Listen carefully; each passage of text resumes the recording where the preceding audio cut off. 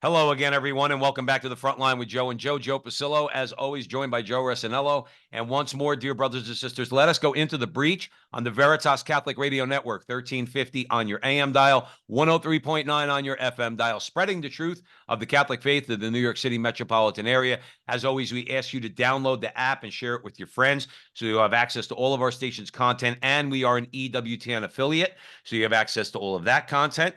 And wherever you see Joe and I on social media, and thank you all, we've been growing nicely. So where you see us on Rumble, X, YouTube, Facebook, please like, subscribe, share this video.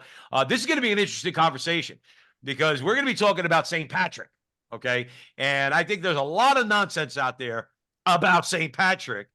So for that, Mike Aquilina, a friend of our show, he's agreed to join us here and discuss Mike's book, St. Patrick and His World. That's a very important thing because, again, a lot of people not only don't know a lot about St. Patrick, but you're talking about Michael, correct me if I'm wrong, post-Roman Empire.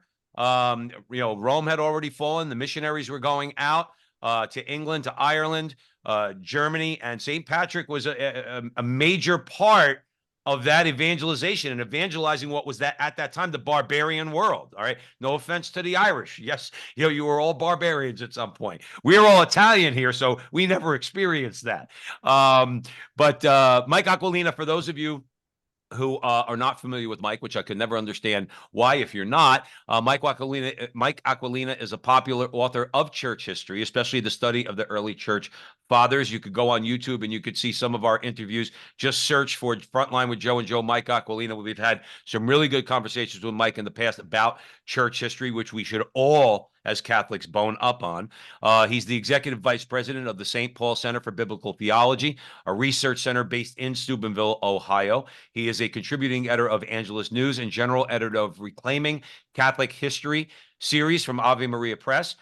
Mike is the author and editor of more than 70 books, including this one, St. Joseph and His World, and that's published by Scepter. Mike, real quick, what is Scepter Publishing? Because Joe and I, quite frankly, have never heard of it. Let us know and our audience, what is Scepter Publishing? It's a Catholic publisher. It's been around for 70 years, I think, in the United States, and it's the official publishing house of Opus Dei in the United States. So it's been around for a while. They're starting to break out, and come up with good books for the mainstream, popular books. They brought out my book on Saint Joseph and His World, and this very much is written in the style and in the along the same lines as Saint Joseph and His World. It's a book about a man in the ancient world, about whom we know little, really, but Right. we know quite a bit about the world he was living in. And if we get to know that world better, we get to know the man better because Mm-hmm. we can see his actions in the context of that world and in response to that world, and sometimes in reaction against that world. So, Well, so we did it with Saint Joseph, and it sold pretty well. And we decided to do it with Saint Patrick, and maybe we got one or two others in mind for the future. all right. And then one of the things I'm looking forward to in the course of this conversation, Mike Aquilina, is really trying to draw what Joe and I like to try to do on this show as Catholic men is to say a lot of people are very despondent. They feel like, those when looking at certain things going on in the church and everything else, and in the world in general. I know sometimes I feel a little bit hopeless. Okay, I'm not gonna lie to you. But then stories, not stories, historical accounts like this about, let's say, St. Patrick and his world show us there's nothing new under the sun, Yeah. as Ecclesiastes says.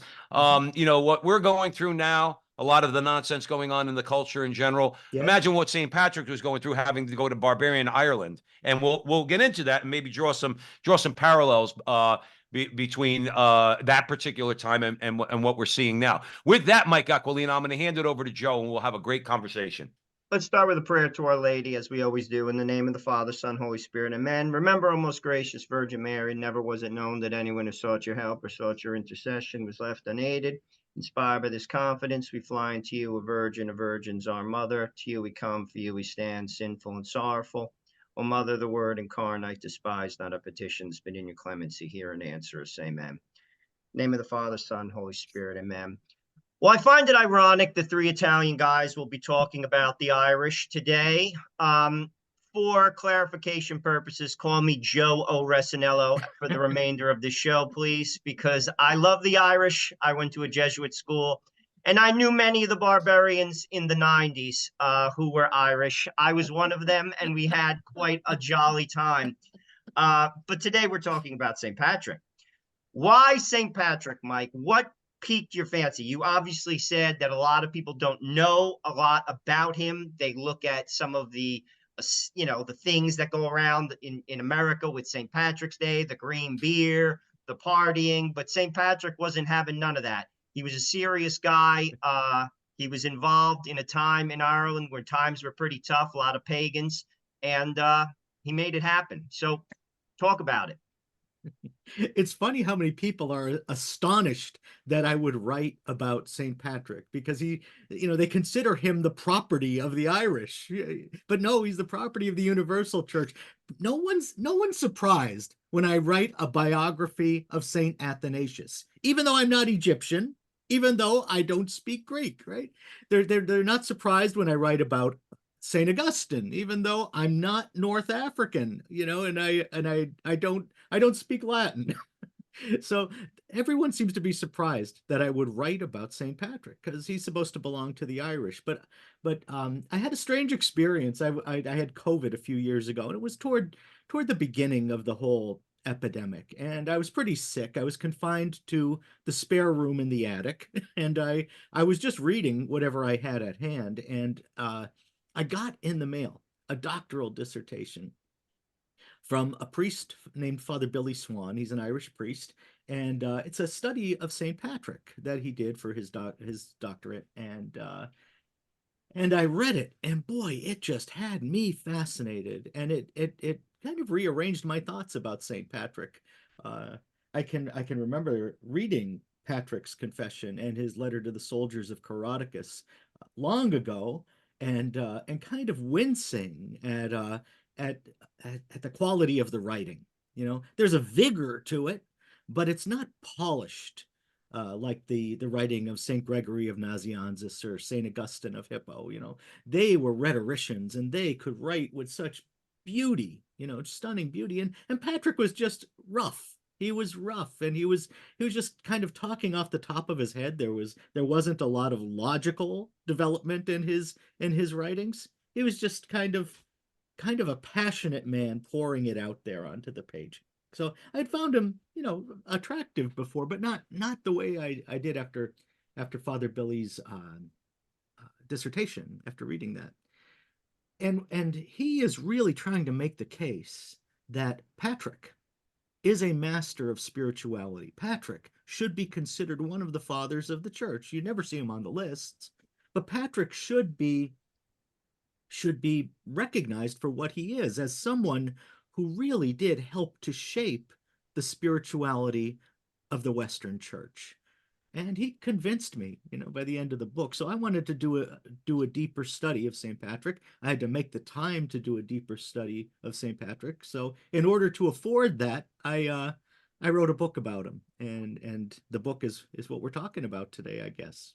Mike Aquilina is joining us here at the front line with Joe and Joe. St. Patrick and His World, Scepter Publishing. Please go out and buy the book. We always ask you to support our Catholic publishers. So please, if you can avoid buying it from the others that I'm sure are available at, like Amazon and Barnes and Noble. If you have to buy it there, please buy it. It's more important that you buy the book, but try to support our publishers. So the book, Mike Aquilina, is St. Patrick and His World. So let's stay on Patrick first, okay? Give us a little context. Aside from all the great things he did, obviously, for the church, we understand why the Irish want to have him as their property because of what he did for Ireland. But dude didn't have a really good time starting out in life. Talk about it, because I think a lot of people just don't know. They just don't know the circumstances of his early life and how absolutely difficult it was. Yeah. Not only to survive that, but then do all the things he did. So let's focus on the St. Patrick part. Yeah. Give Well, our audience a backdrop of the man himself. I assume what you're talking about is the fall of Rome. Rome was falling apart, beginning at the edges, right? Because because barbarians, the Germanic barbarians, were advancing on Italy, right? So the emperors would bring in the soldiers who were at the edges of the empire, guarding those edges against other barbarians. So they brought them in from Britain. Okay, they brought them back into Italy to guard the borders there, uh, and uh, and that was a good idea for Italy because Italy needed the defense, but it wasn't such a good idea for the people who were living at the extreme borders of the empire. So there was kind of a feckless emperor named Honorius, and when the barbarians got to Rome, he was living over in Ravenna. So it's said that when he was informed that Rome had fallen, he thought that the guards were talking about his chicken, his pet chicken named Rome. And he was shocked, and he said, "But he was just eating out of my hand a minute ago." And then once they told him that it was the city of Rome that had fallen, he was relieved. Okay, that's the kind of uh, decadence we're talking about in Rome at this time. Did Uh, he on CNN say there were at least 3 genders as well? No, the chicken was. Oh, okay. Just clear. I just wanted The, to clear that up. the he chicken was pro- non-binary. Okay. and He's Honorius cisgender.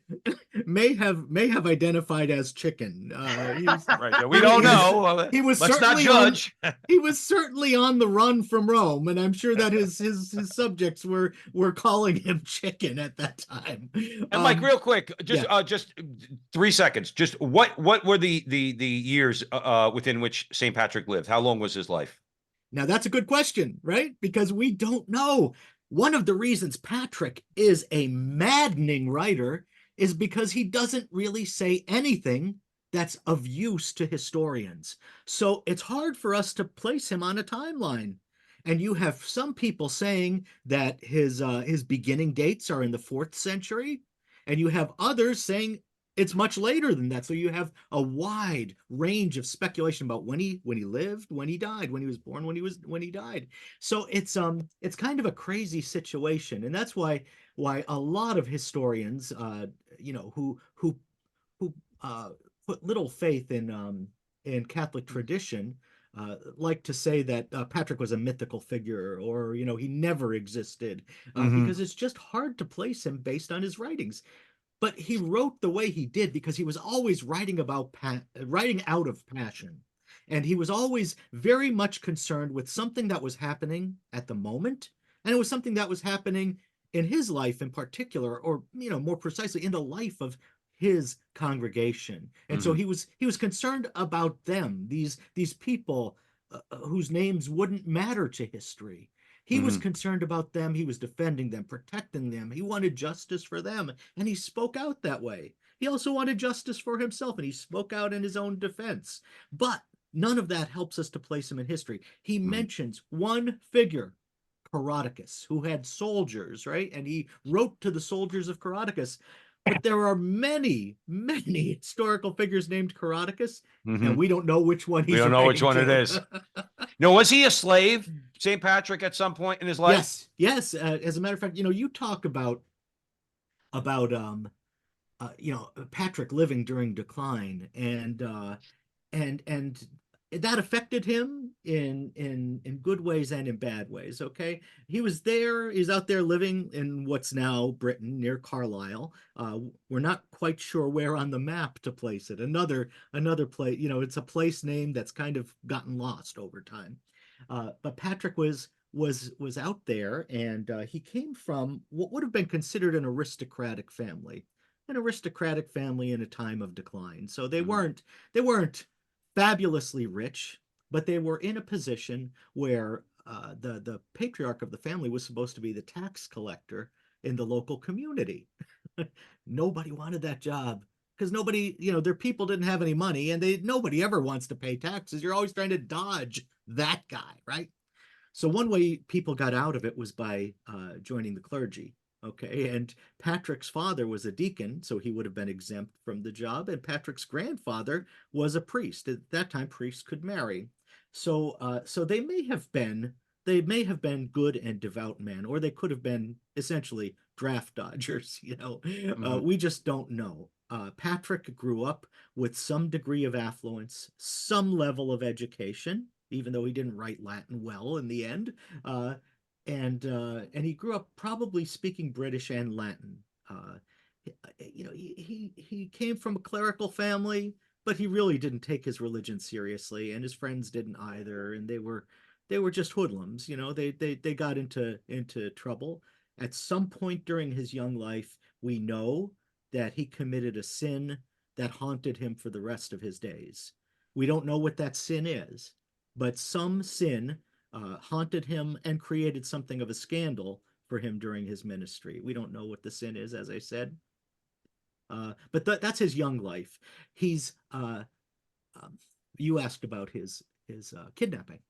And what happens then with the decline in order in the Roman Empire at the edges is suddenly there's a surge in piracy because Augustus had pretty much suppressed the pirates on the seas, Mhm. uh, because he maintained the shoreline, and he had soldiers there, and the pirates didn't want to die.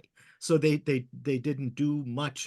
They didn't do raids, but as soon as the soldiers were pulled out of there, the pirates were back in business. They were doing raids, and what they'd do is they'd go in and they'd steal whatever they could, and they'd steal people to sell as slaves. Now they'd be looking for young people, strong people, and so on. Patrick Mhm. was a prime target, and he was kidnapped in one of these raids, and he was sold in Ireland, where he worked outdoors. He worked as a shepherd for a good long time. Yeah, I can only imagine that wasn't too pleasant. Mike Aquilina is joining us here at the front line with Joe and Joe. The book is St. Patrick and His World. That's available at Scepter Publishing. Mike, I'm assuming Amazon, Barnes and Noble also.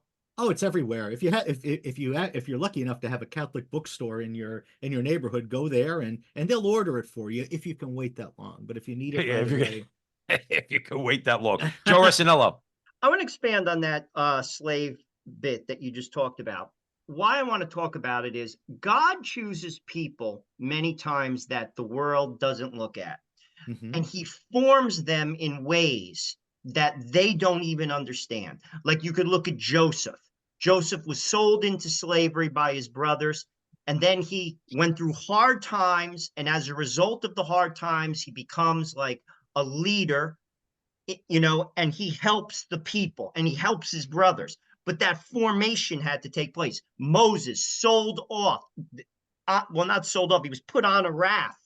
And then he basically worked as a shepherd again. Hard times formed the man. Same yeah, with Patrick. God does that. And he chooses these type of people because he understands what they're going to face, like in life. You mentioned that he went to pagan Ireland. He was rough. Well, rough people don't necessarily respond sometimes to uh Cardinal Newman. You know what I'm saying? Like, I'm not knocking him. He's a saint, but he's a yeah, different type of saint. he So really is. God knows this. And he chooses people to meet the times because he never abandons us. Talk about that, because that's kind of how I look at Patrick, and I hear that type of I guess like it's the same storyline throughout many people in life. St. Paul, Joseph, Moses, these were deliverers of people. Talk about it, Mike. You're the historian. I know you could do it better than me. You mentioned St. Paul, and what we see is that after St. Paul's conversion, he goes through a time of formation, right, where he's under the tutelage of Ananias. He's nursed back to health physically so that he can see again, and then he can see with his eyes, and then he can see with his mind the implications of his conversion experience. And that's kind of what happens with Patrick. He's sold into slavery in Ireland. He's made to live outdoors in the elements, and they can be pretty harsh in Ireland.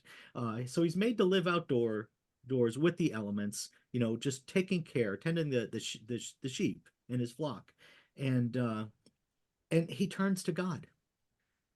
Now Patrick makes it look like the church was pretty weak, pretty lukewarm in Ireland, and maybe his family was too. We don't know. We don't have all the details. But Patrick must have learned his prayers at some point, because what happens when he's tending the sheep is he begins to say his prayers, right? He remembers the prayers from his childhood, and from there he begins to pray.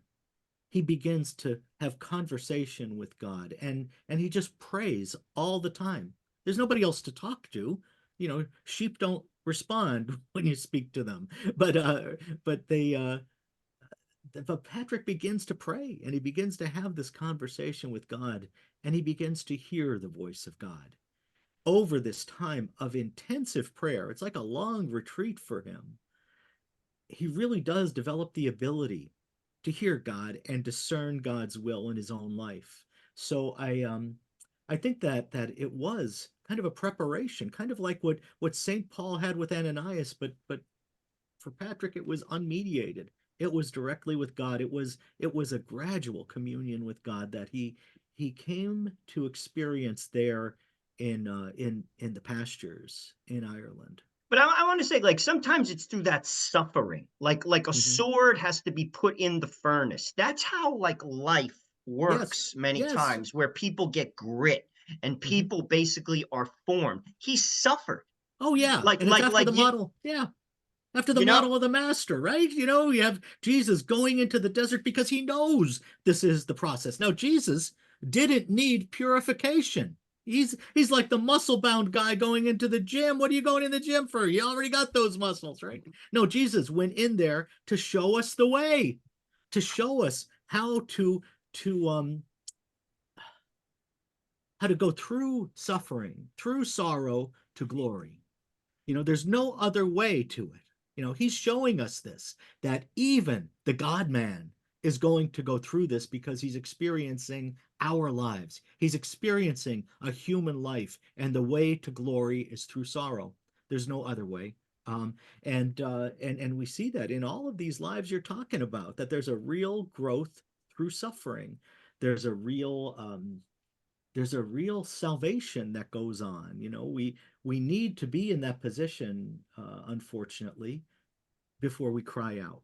I'm really good at the gimme prayers, right? When I want something really bad, I'm really good when I need something.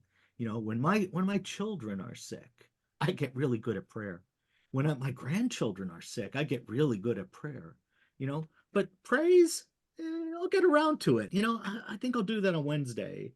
Or Thanksgiving. I'm slower on Thanksgiving to recognize that God is the source of whatever gift I get. I'm real quick to put it on my resume. I'm real quick to put the selfie on Facebook, but I'm not so quick to thank God, to praise Him for what He's doing in my life.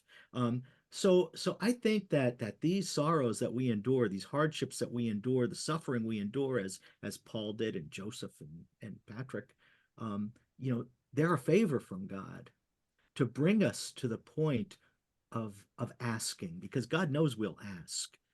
God knows we'll come to him if we need something. And so he helps us. He helps us to do it. He helps us to take the step and to get us there. Mhm. From our perspective, it seems like cruelty. We're like the 5-year-old who says, "Why can't I open my Christmas present now?" But that's not the way it is. God wants everything to be in due time for our good. Well, That's think of it. I mean, I look at it this way, Mike Aquilina. A couple minutes before we go to the break, let's stay on suffering for a minute. You say people, like you say, you've heard it a million times. Joe's heard it a million times. Why would a good God allow for pain and suffering? And my response really is, okay, but think about life.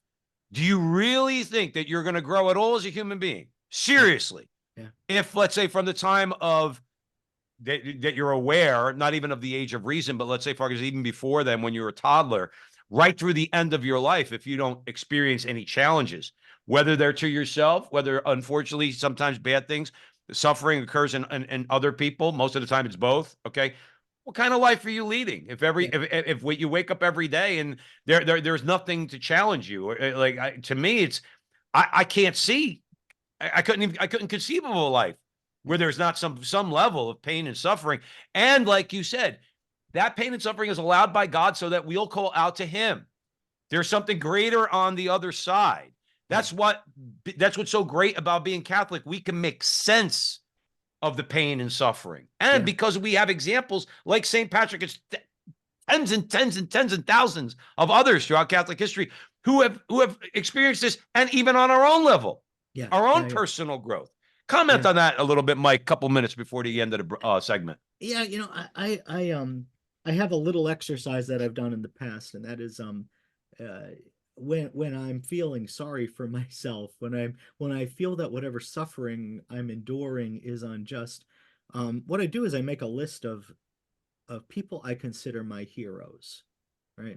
And I'll just put it down on paper, and I'll go through the list one by one, and I'll consider their lives.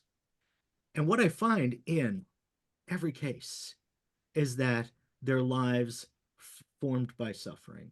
You know, what I admire about these people is that they came through the suffering better for it, that they endured, that they didn't give up, that they showed they showed what it's like to have grace under pressure. So even if you're looking at it from a natural point of view, you know, forgetting about the supernatural, you see that the lives you admire, the lives you hold up for imitation, are often lives of suffering. At least they go through a period of suffering that's pretty intense.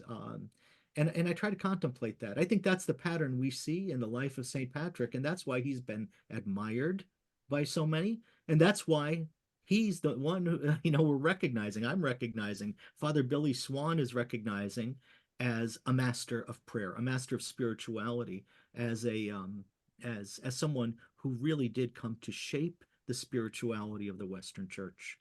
And we're going to take a quick break. Mike Aquilina joining us here at the front line with Joe and Joe. And I think that's also a part of this whole story about St. Patrick in his world. It's his own personal struggle through, let's say, that suffering. But then how people think well, that just affects you personally. But that's not really true. Because as Joe Rossinello has said on the show a million times, saints have moved history, and these saints have suffered. Yes. The effect is not just on you as the individual. Yeah. The effect, it emanates out. This is what the church teaches, that there's something that to be offered to the world, that God is working through you to offer something to the world through your individual pain and suffering. So no, go ahead, Mike.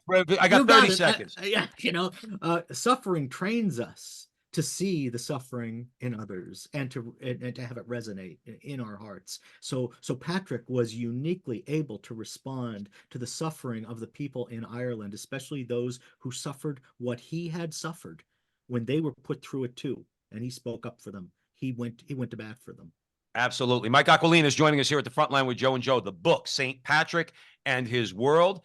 It's available at your big box stores. We encourage you to do one of two things. Buy it from the publisher, which is Scepter Publishing, or go to your local bookstore, your Catholic bookstore, and don't just order one. Tell them to put it on the shelf. Order 10. Don't worry about it. The people in your parish will eat it up because everybody loves St. Patrick. Mike, don't you know that? March 17th. I know. All right. All right. So you're with the front line with Joe and Joe. Stick around. We have another great segment with Mike Aquilina.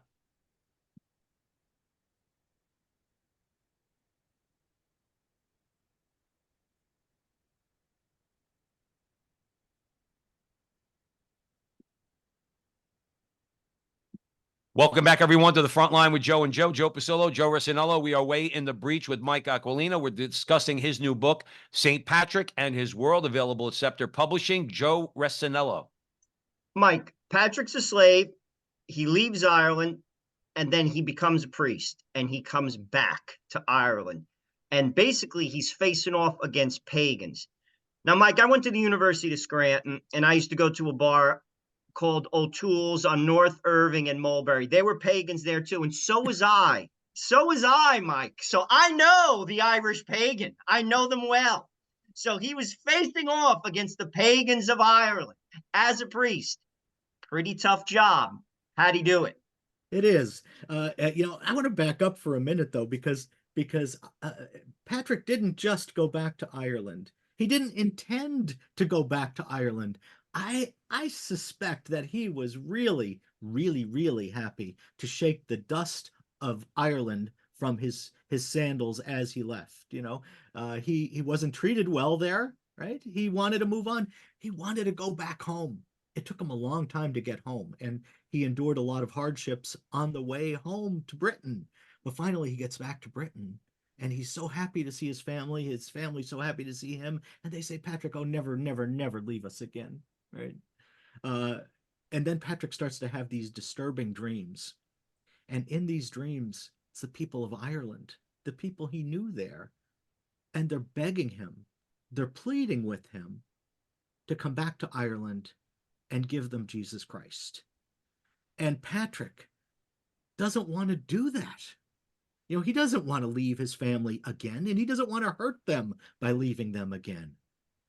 But he feels it's a call from God, and so he does it. He does it. He goes back to Ireland, and he you can't imagine that he went back, with horns blowing and spectacle. He just went back and started to love them and to preach the gospel to them. So we need to know a little bit about Ireland at that time. Ireland was a place of many kings, right? Every little backwater had a king, and the kings were responsible to other kings, okay, more powerful kings, and theoretically there was a high king over all of these little kings who were over all of these littler kings. And what does that lead to? When you have a whole bunch of kings, there's a whole lot of fighting, and always a lot of people jockeying for position. So Ireland was a very violent place. Um, it O'Toole's was was like that too in Scranton, Yes, Mike. yes, right. Mike, correct me if I'm wrong. Pardon the interruption, but correct me if I'm wrong. Ireland and some of their practices, just if you want to comment on it also, the pagan religion and some of that stuff, but some of the like those who were in the military, let's say the fighting it. I won't describe it here, but the things I've read is this was a depraved bunch. And again, I'm not joking even a little bit with our Irish friends out there. Ireland, before the church took root there, was a fairly depraved place. Mhm. Am I correct about that? Uh, you know, you certainly are correct, because if you read about how the Romans conducted war at that time, it's jaw-dropping. Even in the times when Romans were Christians, uh, they were still working out this idea of ethics for the battlefield, and it hadn't advanced too well in its development. So at that time, warfare is brutal. Warfare is always brutal, Mhm. and the difference with Ireland, I would say, is that there was a constant warfare going on because of the social structure of the island. Um, what you see is people constantly at war with one another, and they're often peoples who knew one another, right? And that can be the most intense kind of war. Think of our own American Civil War. So yeah, there was brutality going on. This is the world that Patrick walked into, and he knew what he was walking into. He knew what he was walking into. Now there were Christians on the island. You get the impression that they were scattered and they were weak. And even though they did have a bishop, they were living as sheep without a shepherd. Patrick arrives as certainly a different kind of bishop. He's this wandering bishop who goes from place to place. Now, ordinarily, the church kind of looks askance at that kind of thing. We want bishops to be rooted. So even when we make an auxiliary bishop, we don't make him this bishop for no place. We find a place that doesn't have a bishop, but once had a bishop. So not long ago, I think we ordained 4 bishops for the Archdiocese of Los Angeles, right? And 2 or 3 of them were given defunct African dioceses from the Roman era, right? So we want our bishops to be grounded. We want them to be rooted. Patrick was a different kind of bishop in that he was wandering from place to place, and he really just made a name for himself by converting hearts, converting souls in this very rough place. Um, I don't want to give the impression that Ireland was peopled by cavemen. It really was. It really was a civilization. It was a civilization that had managed to resist incorporation into the Roman Empire. So it was pretty advanced. It was trading with the Roman Empire, but it wasn't part of the Roman Empire. So yes, it was an advanced civilization for its time, and it was just it was a civilization that was missing Christ, and Patrick would have had a hard time bringing Christ there because they weren't prepared for it. Well, hey, listen, thank God. I mean, listen, and Joey, we could speak as Italians or of Italian descent, and we know that Italy's no bargain nowadays either. Can you imagine our Irish friends looking at Ireland saying, "That's that's Catholic Ireland." Oh, Then my grandmother wouldn't quite recognize it. But then again, that's another conversation where Joe and I feel like a lot of what's going on now really is a rejection of, let's say, Jesus Christ, a rejection of the gospel, and a desire to return yeah, to yeah. I mean, paganism. yes, yes. Think of the way Honorius was living. Was he living like a Christian emperor? No, he was living like a pampered coward, and he cared nothing for his subjects. He was letting them be beaten up by foreigners. So yeah, it's not as if Christians get a pass just because they're Christian. Um, but amazing things are happening just below the surface, invisibly almost to the rest of the world. I'm sure nobody knew what was going on in Ireland at the time Patrick was converting Ireland. Mhm. Nobody outside of Ireland knew about it. And that's happening now, I believe. Because the reports I hear coming from Ireland, apart from the newspapers, which are all gloom and doom about church attendance and this and that and scandals and blah, blah, blah. Mhm. What I keep hearing is about the emergence of movements of young people living in intentional community in Ireland, trying to witness to their Christian faith by a real life of kindness and sacrificial giving. I hear about these things. That's a wonderful thing to hear. I hear about Irish priests who take to YouTube in order to catechize the island, right? To give them some sense of who they are as Catholics, because I'm sure just about everybody is baptized. But uh, but we don't hear about those things very much. I hear about them just because uh, I'm in constant contact with readers Mhm. and that sort of thing. So I want to hand it over to Joe, but it reminds me, I believe it's Isaiah, where Isaiah is in the cave and he's listening for God's voice, and there's a big fire, and then that's not God, and then yeah, there's a big rush of wind like a hurricane. It's yeah, that's not God, and then just there's silence, and he yes, hears a small, small voice. yeah, That's God. See, yes, I think we're all looking. Many times, Mike, people are looking for this. Joe and I say all the time. I mean, for in the modern world, well, when is God interceding? But this is where I think I'll blame myself, maybe Joe a little too, where we make a mistake. What you just said is how God's interceding. You're yes, not going to see it like some big rush of a wind or some big cataclysmic thing. God's constantly working. And that's a yes. beautiful story about the young in Ireland Hmm. taking back their Catholic culture, Yes. taking it back from those who would take it away from them. Joe Resinello. I want to expand on what you said that he did not want to go back. As you said that, Mike, I was thinking of Jonah. Yes. Jonah did not want to go to Nineveh. Yeah. Nineveh was the big city, it was a decadent city, and God called Jonah. He said, That's like Joe and I getting sent by God to the West Village to have to go and preach yeah, teach I the mean, gospel. it, I'm going to be a little nervous. I'm going to throw that out there to you. but God knows what he's doing, and he sends Jonah. And you also mentioned it haunted Patrick. And I'm going to tell you a personal story. The first time I went to India, I got sick. I went to Calcutta, not horribly sick, but sick enough. Mm. Fever, dysentery. I was in a room for 2 days. I was like, God, I felt like you made me come here. You didn't bring me here to kill me. Like, how am I going to get home? Like, when you're 6,000 miles away in an apartment, sick with a fever and Yeah. sick, you're there's some fear going on there. So I get better, and I'm about to leave, and I'm like, I'll never come back here again. So this French guy, I'm talking to him. He's like, "You'll be back." I was like, "No way, no way." So then, right before I leave, I meet this Irish principal. ironic enough.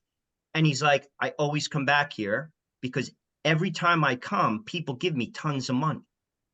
And I found the same thing. I didn't even ask for money. Whenever I would go, people would hand me money. Wow. Tons of it, not tons, enough. Mhm. And I would just give it to the sisters.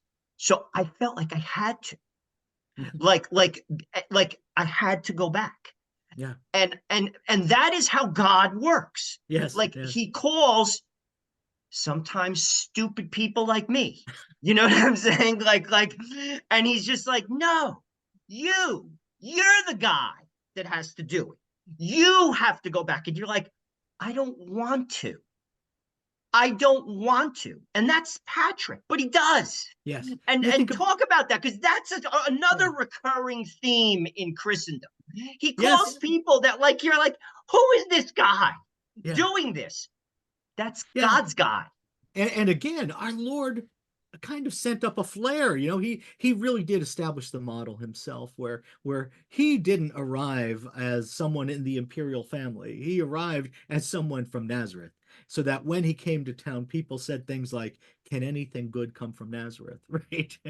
And then there are the apostles, right? And if you ever want to see a gathering of unpromising candidates for the job of missionary. It was the apostles. They weren't terrifically well educated, with the exception of St. Paul, right? Yeah, they weren't charismatic. They weren't the people who had been prepared for the most important work on earth, and yet they just went from place to place, and it happened. It happened. It's astonishing when you see what happened in that first generation, because it established this momentum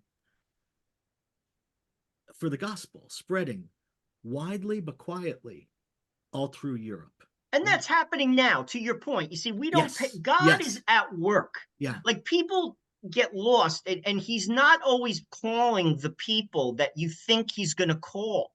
It doesn't work that way. It No. simply doesn't. And I think we have to let God be God sometimes. We try to figure it out. Yeah. Like, no, God's hand is at play now. He's working now, Yeah. and No. he's in control.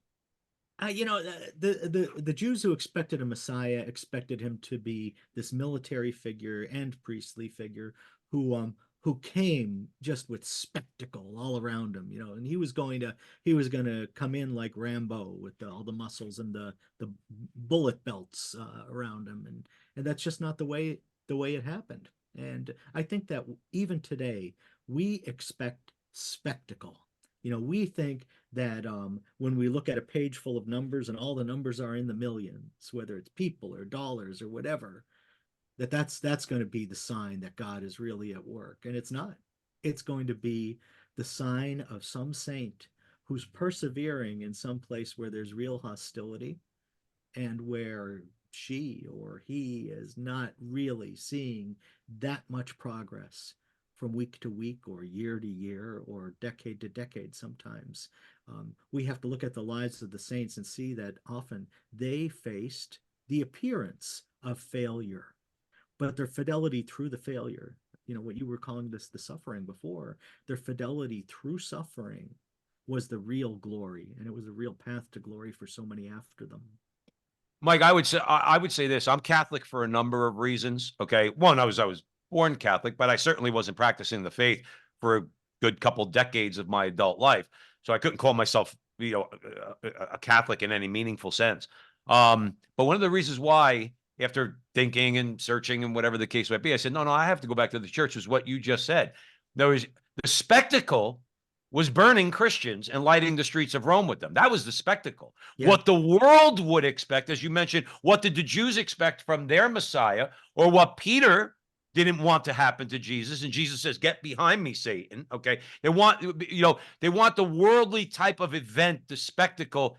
And I'm Catholic because, but on the flip side of let's say the spectacle, which would have been the persecution of Christians, these Christians just kept moving forward. Yeah. To the point of death. Yeah. Again, using Christ obviously as their model.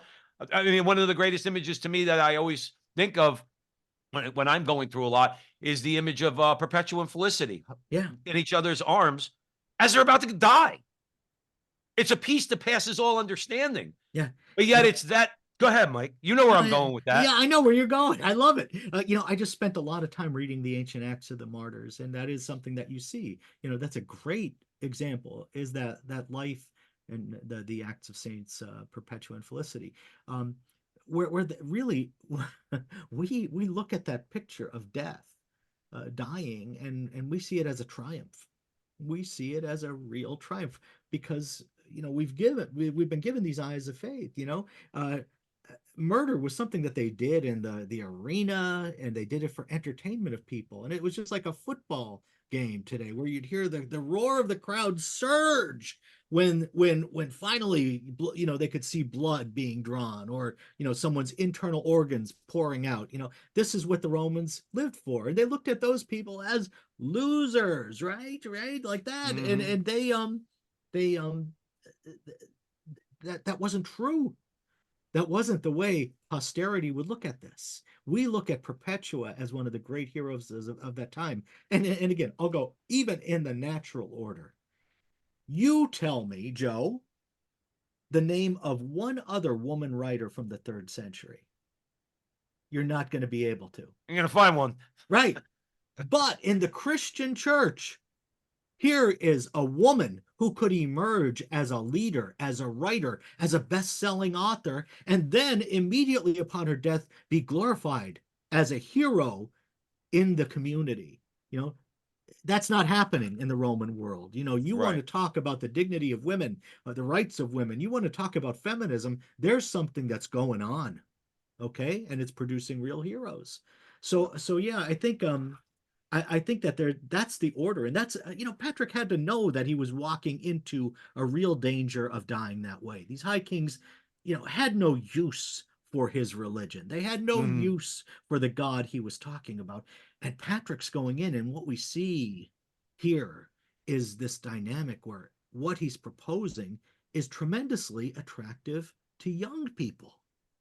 Young people are willing to take this risk to get baptized and to defy their parents in terms of choosing to live a life of celibacy.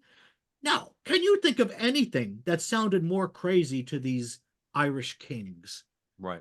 And they wanted to kill Patrick, and Patrick knew that going in, that was a real danger, and that he could die a very bad death like his master did, like Perpetua and Felicity did, like so many others did. He knew what he was walking into, and he did it anyway. Mike, talk about walking into Ireland, going in there, getting in there. Obviously, he was bringing the teachings of the church with him. Okay. Yeah. And so maybe talk about a little bit about Patrick's view of, let's say, the Trinity. Those go ahead, I'll throw it over to you. Yeah, I mean, that's one thing that we have to look at, that as much as Patrick's island home, as much as North Britain was separated from the Roman capitals, right? He was still in touch with what was going on in the world. Okay, so if we look at when he likely lived, we're talking about the 5th century. We're talking about the time right around the controversies over Christology and Trinity in the church. And Patrick seems to be aware of those controversies because he makes sure that he's always, beginning things and ending them with a Trinitarian blessing, right? So he makes sure that he's communicating to people that the persons of the Trinity are co-eternal and co-equal, which is a doctrine that's being challenged in some of the hinterlands far away from Patrick. But he has an awareness of it. He also seems to have an aware that people are challenging the doctrine of the incarnation, that Jesus Christ is both God and man, fully God and fully man. So Patrick has a concern about doctrine. He's not a guy who's intensely educated. He's not a guy with any refinement in language, and yet he's really precise about Christian doctrine. He's got the precision of a philosopher that way. He knows what he's doing. This is a man who's been prepared for this in a lot of ways. He also seems to have read Augustine and seems to have read Tertullian. He's so familiar with the Bible that's kind of the way he writes in Latin, is by stringing together phrases from the Bible, so that his writings are almost largely pulled from the pages of the Bible and just strung together to make a different kind of sense. It's almost like a collage of pieces. That was his language, that was his inner nature by this point, because he had prepared himself for this ministry. He was Mhm. ready, and he was uniquely prepared to walk into Ireland. Mike Aquilina is joining us here at the front line with Joe and Joe Pasillo, Joe Rossinello, Veritas Catholic Radio Network. The book that we're discussing is Mike's new book, St. Patrick and His World, available at bookstores everywhere, but we ask you to buy it from the publisher or your Catholic bookstore at your parish. Tell them to order it.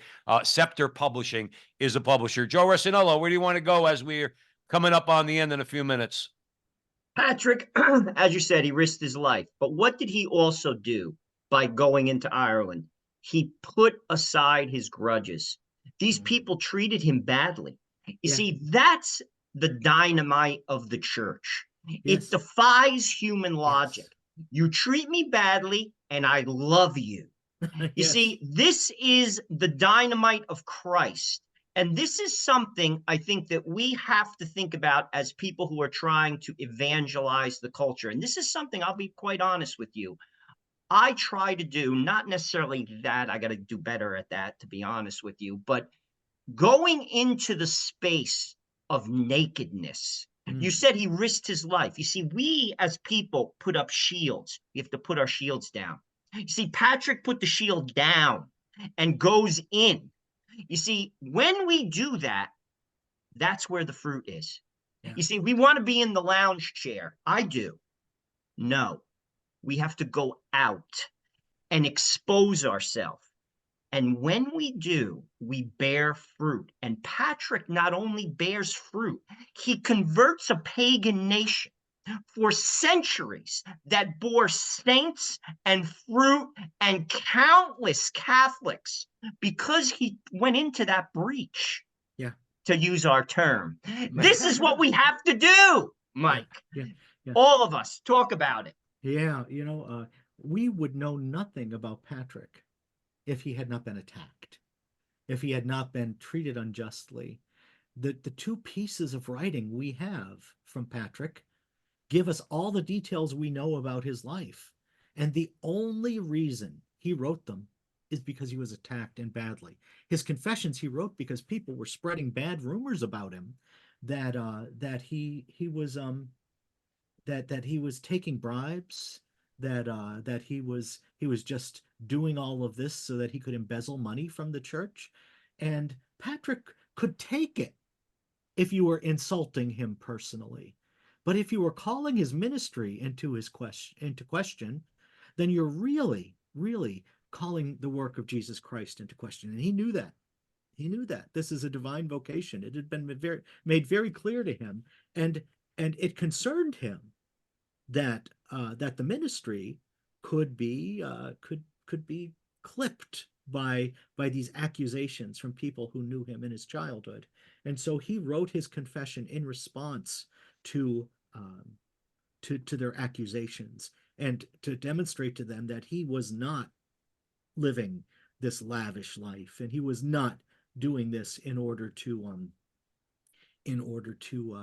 embezzle or anything like that. That's why he wrote the confession. His other work, the letter to the soldiers of Coroticus, he wrote because the soldiers were actually pirates, and they conducted a raid on his village on Easter Sunday, and they got to the church just as the new Christians were getting out of the baptismal waters, and they slaughtered them. Patrick said, well, you could still smell the chrism on their foreheads. So he wanted to shame the soldiers of Coroticus. They were Christians. They were Christian pirates, and he knew that. And so he could call them to account. Now, if Patrick had not been subject to this kind of violence, verbal violence or physical violence, we would know nothing at all about Patrick. He would not be part of the historical record.